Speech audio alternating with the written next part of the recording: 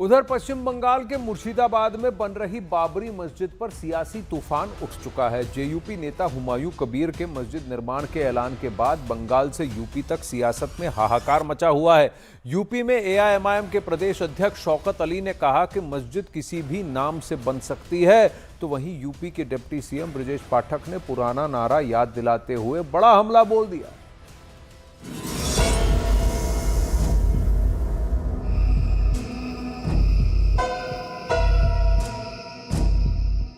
पश्चिम बंगाल के मुर्शिदाबाद में बन रही बाबरी मस्जिद से सियासी पारा हाई हो चुका है। विधायक हुमायूं कबीर के इस फैसले ने बंगाल से लेकर उत्तर प्रदेश तक पूरा माहौल गर्मा दिया है।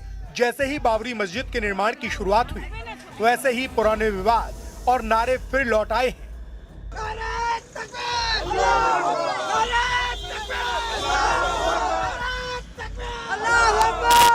तेल लगाओ डाबर का, नाम मिटा दो बाबर का। आप सब लोगों ने सुना था। बाबरी मस्जिद विवाद की आंच पूरे उत्तर प्रदेश तक पहुंच गई है। एआईएमआईएम प्रदेश अध्यक्ष शौकत अली का एक बड़ा बयान सामने आया। उन्होंने कहा कि अगर उन्होंने अपने बेटे का नाम बाबरी रख दिया तो क्या उन्हें जीएसटी का लाइसेंस नहीं मिलेगा। हमारे देश में कोई भी ऐसा प्रावधान नहीं है कि इस नाम से किसी भी चीज का निर्माण नहीं हो सकता।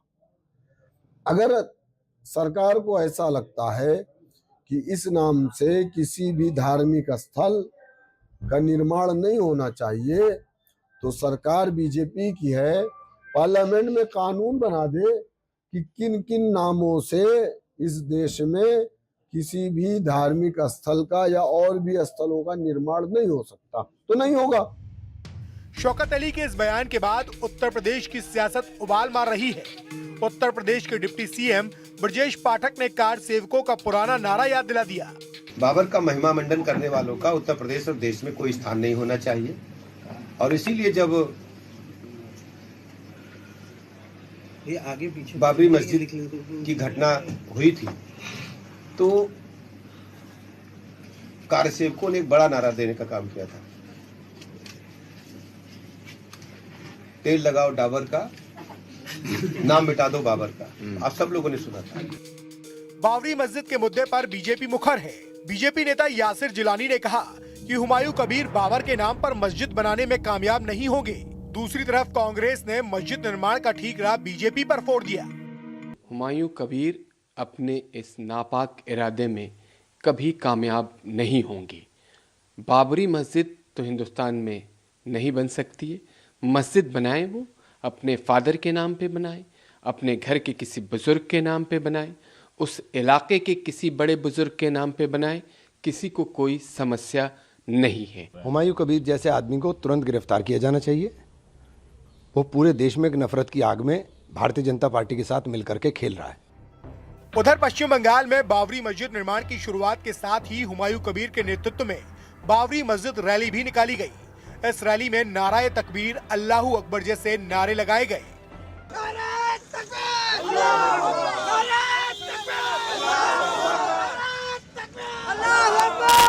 देखिए भाई, सब मुसलमान जो जनता है वो दिल से ये बाबरी मस्जिद के लिए उनका समर्थन है, समर्थन होगा।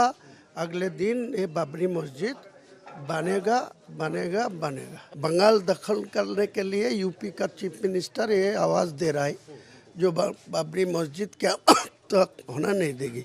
वो क़यामत का असली क्या है कुरान में वो पता नहीं है। क़यामत का कुरान का बात है।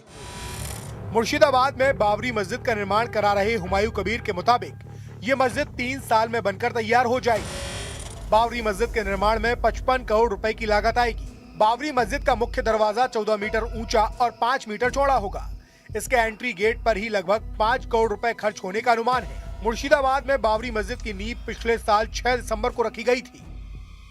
बताया जा रहा है कि इसकी डिजाइन अयोध्या के मूल संरचना से प्रेरित है और इस मस्जिद की नींव रखे जाने से ठीक पहले हुमायूं कबीर को तृणमूल कांग्रेस से निलंबित कर दिया गया था। इसके बाद उन्होंने अपनी नई पार्टी जनता यूनियन पार्टी बनाई और अब आगामी विधानसभा चुनाव में बीजेपी और तृणमूल कांग्रेस के खिलाफ ताल ठोकने की कोशिश में है। यानी मुर्शिदाबाद की बाबरी मस्जिद अब सिर्फ इमारत नहीं बल्कि बंगाल की सियासत का बारूदी मुद्दा बन चुकी है।